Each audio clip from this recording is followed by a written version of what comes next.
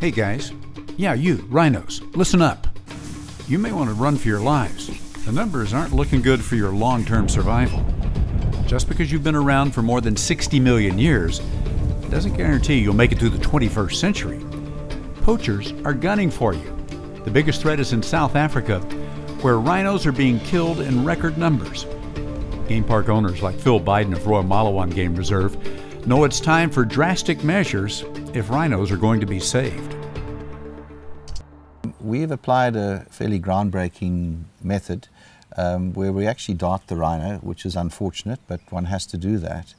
And then we, under pressure, put a type of poison into the rhino horn. And it makes it unusable for the reasons that they are poaching rhinos. It's not going to kill the person. No, it takes it. We took very deep legal advice on this, and obviously if that was the case, we could never have done that. And so what would it do to a person that consumed this powder without knowing? They would get sick.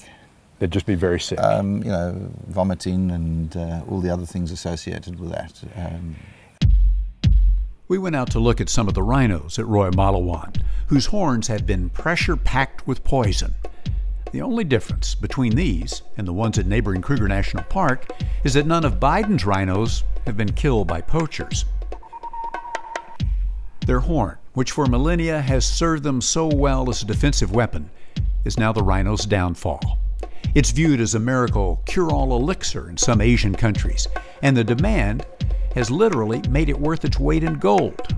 In truth, the horn is nothing but keratin, the stuff of hair and fingernails. So you've put this poison that would make them sick, and if people are getting sick, then they're not going to buy more rhino horn, and are certainly not going to buy it from the person, that poacher. That's correct. So that's one deterrent. And another thing you've done, you've put some kind of dye. Explain exactly. Yeah, it's a formula that will show up under infrared light. So even if the rhino horn is ground down, at the airports they scan your luggage, and if there's any powder showing up infrared, then they'll go in and have a look at it. So, you know, that's the added deterrent to try and catch the people as they're exporting it. The threat of long prison sentences, or even the presence of armed rangers ready to shoot to kill, hasn't slowed down the rhino poaching.